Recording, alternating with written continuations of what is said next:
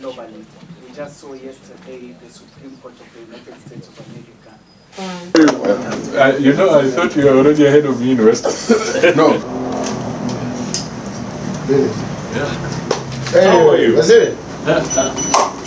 Habari. Nzuri sana. Sema. Niko salama. Nice to see you. My first day of work. Excellent. And Saturday. After so many years. We've done the law.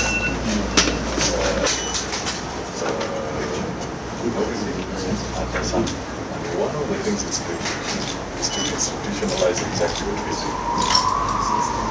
And now we also very grateful that we have our CS, Excellency, and we will hand over into from the ministry. In the ministry we have two state departments. The state department needs to go to ESIT.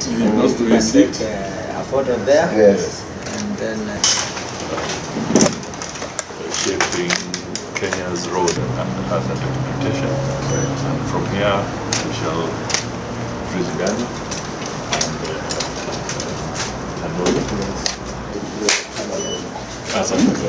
yeah, I look forward to it. Unataka nigeti? Are we okay? Sipopigia waziri makofi kidogo. David Mgonyi, Director General Communication Authority. Agnes Kalechi, Communication Office of the CS. Every state officer and government official should be conversant with universal health care, MSMEs, agriculture, and food security below. In his wisdom, the president Pigeni makofi bana. and that foundation has led us to where we are today, that we are actually. Thank you, sir. The handover reports and they're all signed. Asante sana. So sasa kazi iendelee. Asante sana. Asante sana, we are done. Ukitaka kujua kitu kama tutachoma ama tutaban, kitu kama pornography, tukipata njia ya kuzuia hiyo tutazuia, because inaharibu watoto. Inaharibu watoto kabisa. I don't want to say this because allow me. You imagine you have a daughter and a son, and because you live in Nairobi, there are only 2 bedrooms. Yours and the mother, and the rest for children. Do you imagine what your son at the age of 9 and your daughter at the age of 7 would start thinking of doing because of what they see? Nyinyi mnasikia vile ninasema jameni? Can you picture that thing in your own house? Because of pornography available easily on the net.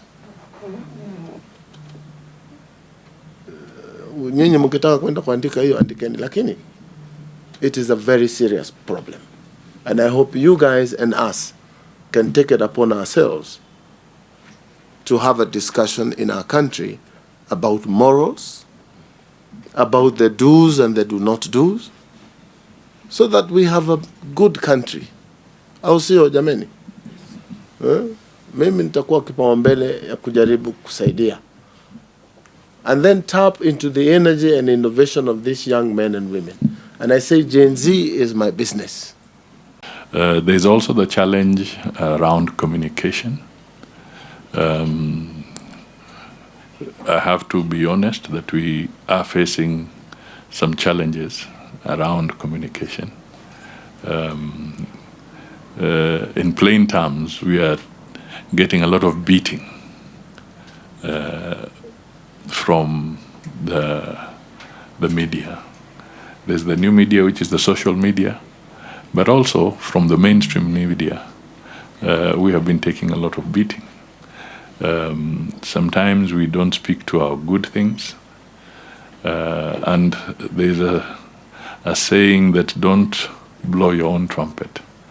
But I would like to look at it differently. If you do not blow your own trumpet, then who will blow it for you? That is the issue.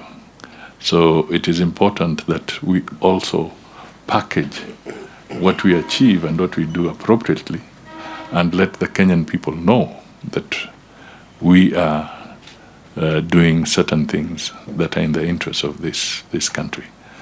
The first question we should ask yourself, or the people who are critics on some of these things, to ask themselves, is it prestigious?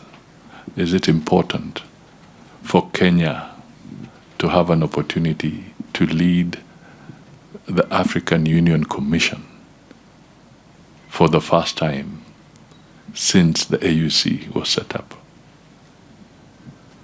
That's the basic question. If it is desirable, then it makes sense for Kenyans to have that opportunity. Secondly, the Ministry of Foreign Affairs is also charged with the responsibility of lobbying for Kenyans who are seeking opportunities in international arena. Today, it is the Honorable Raila who is seeking to be the chair of the AUC, the African Union Commission. Tomorrow, we may have a Kenyan who will be seeking to become Secretary General of the United Nations. It may be you, my friend. What would you want Kenyans to do? Would you want them to vilify you or to support you? That is the basic question. So I think there's merit in Kenya, after more than 60 years, to be one of the countries that is now offering a credible candidate for the position of African Union chair, and let us support him. Because as you say, you're pulling him down, and yet you're not a candidate. You have not even presented your own credentials. And Kenya is a country that offers a high profile and can speak positively and effectively for matters Africa. So that is an opportunity. All right? Remember, we are not a failed state. So it is very, very important that we respect that. When we were being salamiwad, if I may use that terminology, tulikuwa tunasalamiwa.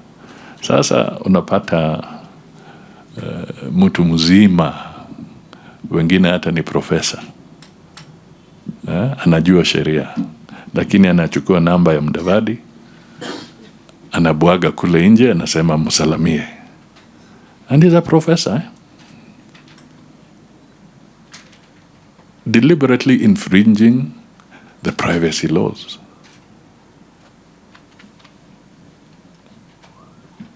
You know, and basically calling for anarchy.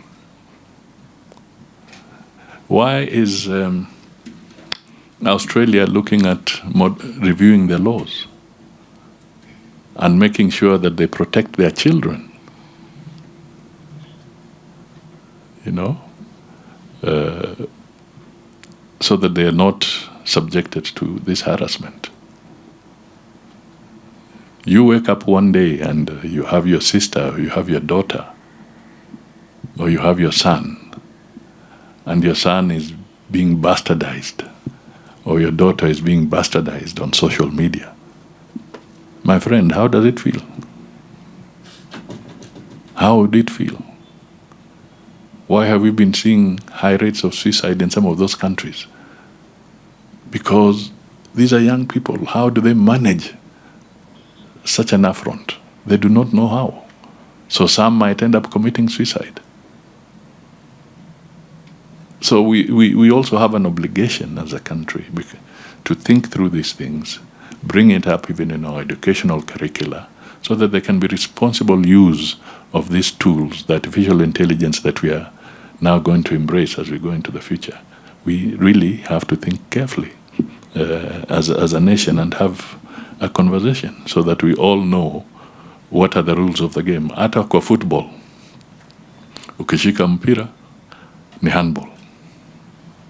You now have a substantive minister in office. The Honorable Kabogo is not a stranger to you. Maybe at a personal level, yes, for some of you, but in terms of the public space, he's not a stranger to you or a stranger to us. He has been a parliamentarian. He has served as a governor of Kiambu. He's a businessman.